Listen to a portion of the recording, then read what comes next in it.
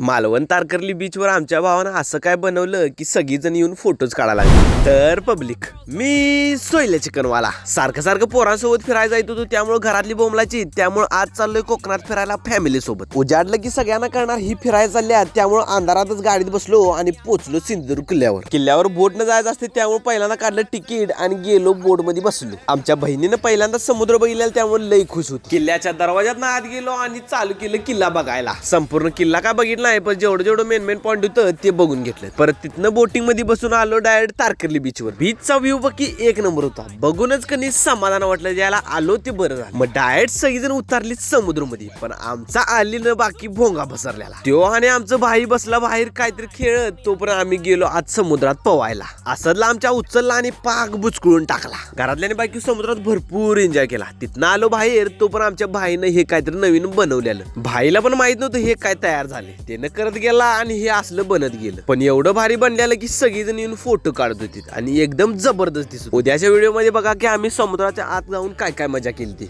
तर चला पब्लिक.